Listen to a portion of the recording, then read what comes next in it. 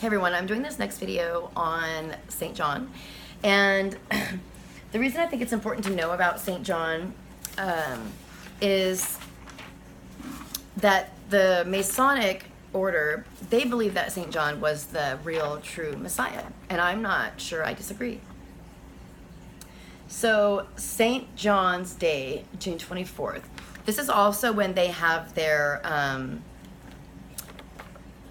Job's Daughters pageant. So the Job's Daughters pageants are going on June 23rd, 22nd to the 24th.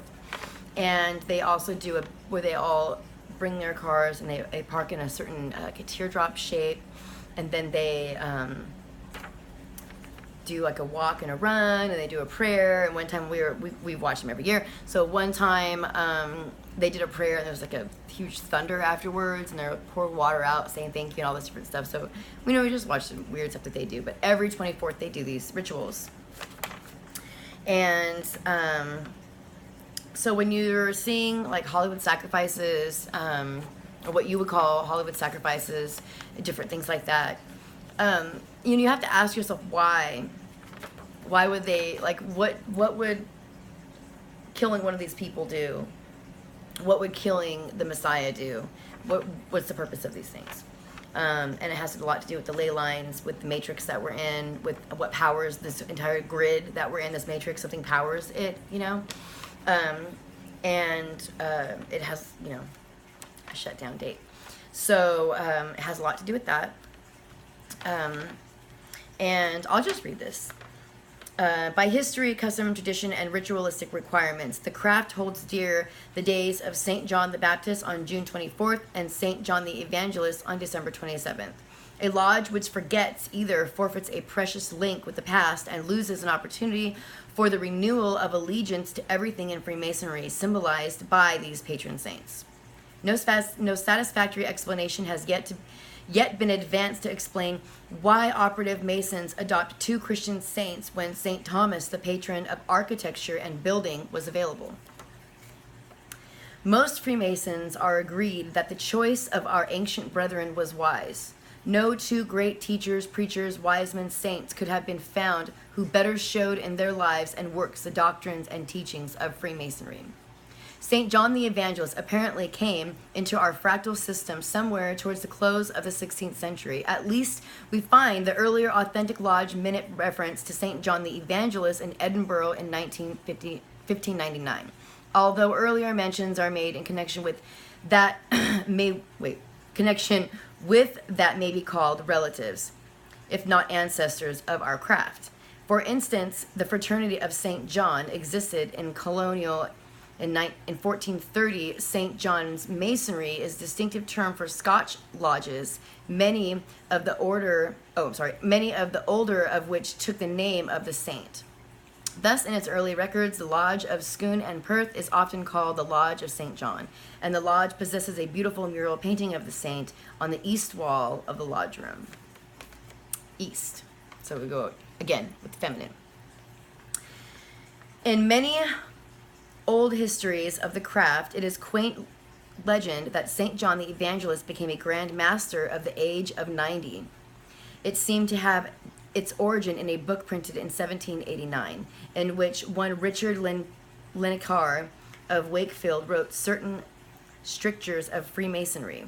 Although his paper is really a eulogy, whether this writer really continued a tradition or invented the tale which was seized upon by Oliver and kept alive as a legend, impossible though it is, no man may say. The Grand Lodges ruled that St. John's Day are landmarks. Of course, any lodge may make its own laws, but it is beyond the power of any great lodge either to make a landmark by pronouncement or to unmake a landmark by denying it, inasmuch the landmarks are universally admitted to be handed down to us from time immemorial, and St. John's Day as Masonic festivals, and neither extremely old nor universal among the craft, England using Wednesday after St. George's Day, Scotland St. Andrew's Day, and Ireland St. Patrick's Day.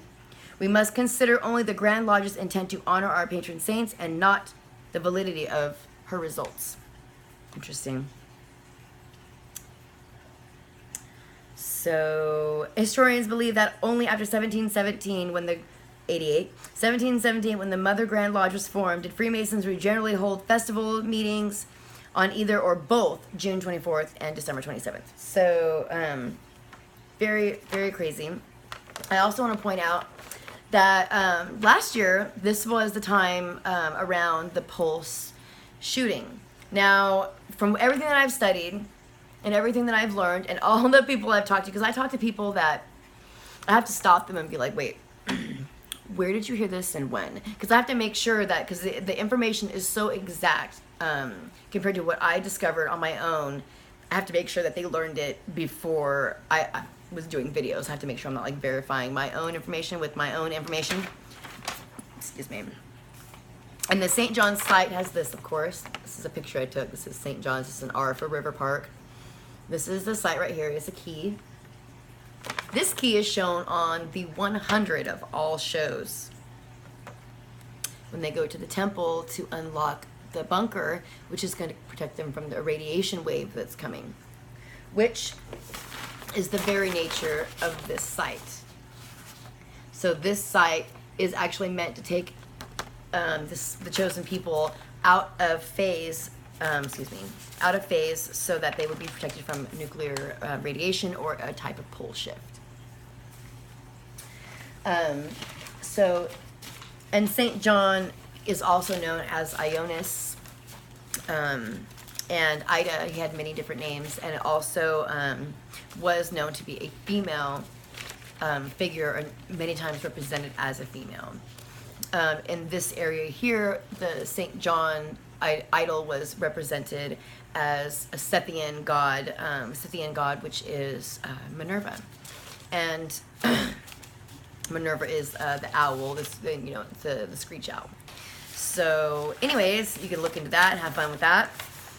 I'm trying to think if there's anything else about. There's so much about John the Baptist. Oh, last year during the Pulse shooting, because I believe a lot of this is connected to the Ark of the Covenant, which is what I was just showing you, and which is called the Ark of the Fleece, or the Golden Fleece, and it's connected to the ley lines, and in that, last year, without getting into too much of what was going on last year, I was at a studio, and the owner walked outside, and he looked around, and he was like, it's raining. There's no clouds. So we all went outside. It's me and a bunch of people at a studio. It's totally raining. There's no clouds at all. Then it starts thunder and lightning, and then it's hailing. When we left, I was like, we gotta go. This is not getting any better. So I live out of town. I'm leaving. So we left, and then it started hailing, like really hailing all over the freeway. And when we pulled into town, we live like 10 minutes out from where we were, 10, 15 minutes. So when we pulled into town, there was a gigantic boom, so much that all the car alarms went off. People thought their houses were getting shot up. And then we got home, and my daughter was awake. Everything's going on. We're just like, wow. She's like, I thought our neighborhood was getting shot up. Like, really, what's going on? And then the Pulse shooting happened almost simultaneously. Christina Grimmie was killed. And I have noticed how I discovered the pattern with the 666 culminating on the 24th and then the 27th was through, I just researched all the 27 clubs, and then I researched, you can find almost in all like the famous people that have gone through this, you can find like the date they died, and then 6 days prior, some picture of them or something that has to do with them and blood. They've cut themselves. They were seeing blood dripping down their legs, or they were staying at one of these chateau hotels in Los Angeles. All these hotels are built like the Cecil Hotel, were all built on a ley line structure. And then Los Angeles is well known to have these underground cities. Every once in a while, like a road collapses into one of them. So it's not a secret. And so St. John, what does it have to do with, the time that we're living in? So John is also Elijah, who was an angel. So a lot of people say that John was the last incarnation, that he was the Messiah. The Freemasons believe that never in history had there ever lived a man better than John the Baptist. So if you look into the difference between John the Baptist and Jesus, you will find a bunch of different stuff. And I'm trying to think of other things. You know, John and Mary are the lovers. John and Mary are when the God comes down, he splits into two sexes, John and Mary, and they are two totally different beings. And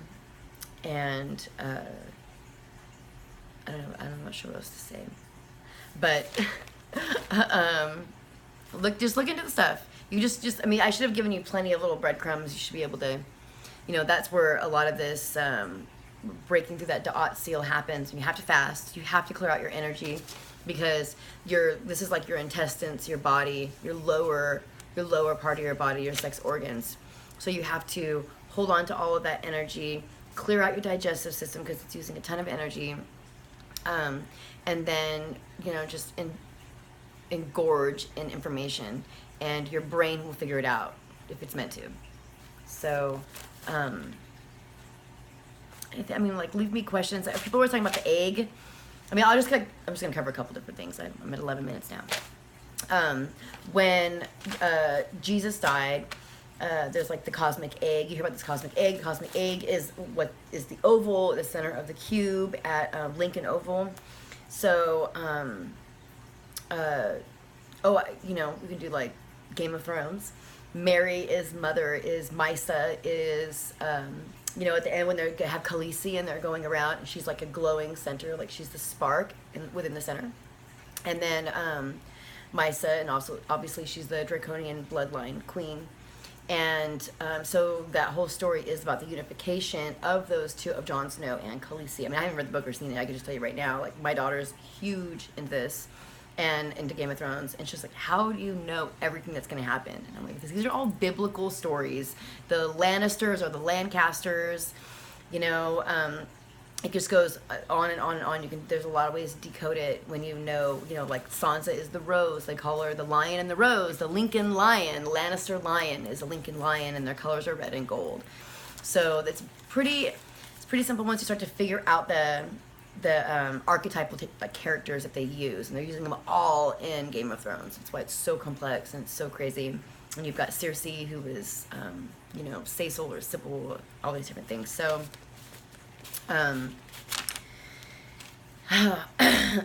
was getting into something else and I forgot the egg. So when Mary goes into King Herod's court, he said, they said, tell him what you've been telling everybody. She said, my husband is not dead.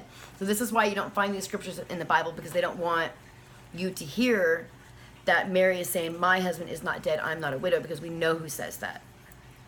And these two people, John and Mary, are also talked about in the Book of the Law by Aleister Crowley. To him, the starlight, or to him, the blazing moon, to her, the starlight, I forget. But it's talking about these